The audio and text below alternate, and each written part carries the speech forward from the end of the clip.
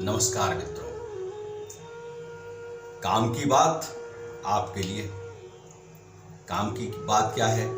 सभी को जो है विशेष रूप से इन दिनों जो श्राद्ध के दिन चलते हैं, एक काम की बात उनके लिए जो जिज्ञासा रखते हैं। लोगों के फ़ोन आते हैं, मिलते हैं तो पूछते हैं कि श्राद्ध क्यों करते हैं, क्यों करना चाहिए।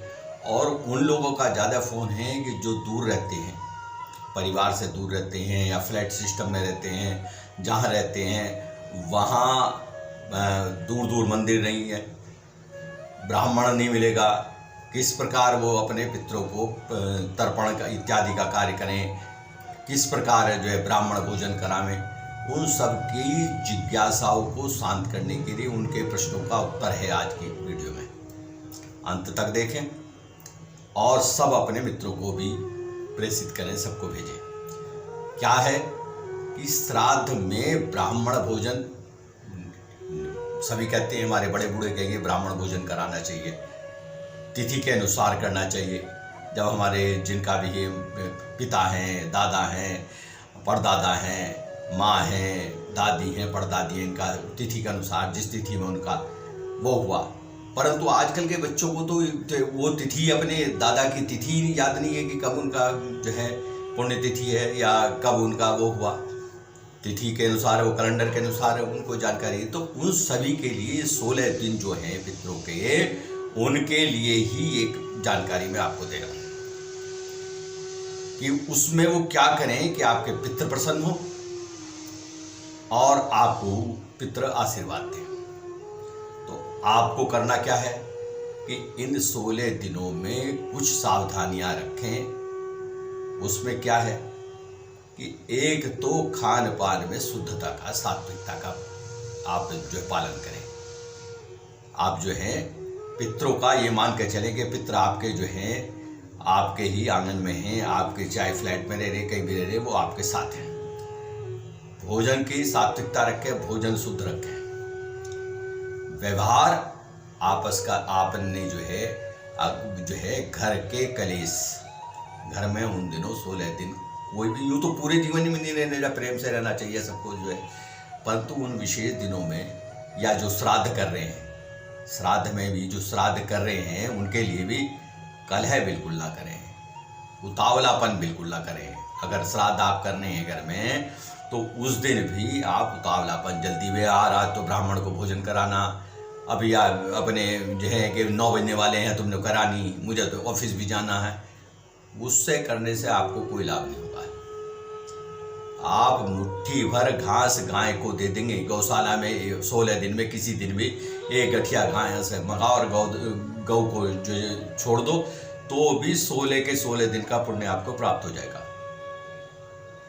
आपके लिए ये कि आप प्रातःकाल उठे, नहाने धोने का, शुद्धता का, जो जैसे जो है व्यवहार भोजन में शुद्धता, ऐसे ही शारीरिक शुद्धता। सुबह ही नहा धो ले, प्रत्येक दिन जैसे अगर देर से करते हैं नहाना धोना, तो उन दिनों जल्दी कर लें। जिस दिन यदि आप अवॉइड करते हैं तो उस दिन ना करें, 16 दिन जो है ध्यान रखें। पितरों के लिए छोटा सा मंत्र मैं आपको बता रहा हूँ। पितृगणा, ये पितृ गायत्री है। पितृगणाय विद्महे जगत धारणी धीमहि तन्नो पितृ प्रचोदयात्।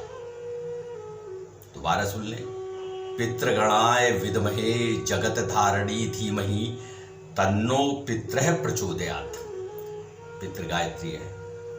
ये भी अगर कठिन लगे, ओम पितृभ्य देवताभ्यो नमः, ओम पितृ देवताभ्यो नमः, ओम पितृ देवताभ्यो नमः, ओम पितृ देवताभ्यो नमः। इस मंत्र को, ये तो बहुत सरल है आपके लिए, क्योंकि पितृदेवो भवा, मातृदेवो भवा, अतिथि देवो भवा, ये तो आप जो है नित्य जो है सनातन धर्म ये सब सुन चुके हैं, हजारों बार सुन चुके हैं। तो पितृ का जो है पूजन इस प्रकार हो जाएगा, क्योंकि पितृ को जो है, जो पिता आपके या पूर्वज आपके साथ हैं, उन्हें ये है कि ये मुझको याद कर रहा है, मुझे प्रणाम कर रहा है, उससे ही वो प्रसन्न हो जाएंगे। और जब आपके यहाँ अगर ब्राह्मण आता है, वो तो तर्पण कराता है, तो उसमें कहते हैं ना कि किसी का अगर पिता का करा रहा है, माता का करा रहा है, दादा का, दादी का, तो तस्मै स्वधा नमः, तस्मै स्वधा नमः, तस्मै स्वधा नमः 3 बार बोलते हैं। तेभ्ये स्वधा नमः, तेभ्ये स्वधा नमः, तेभ्ये स्वधा नमः, इस तरह बोलते हैं।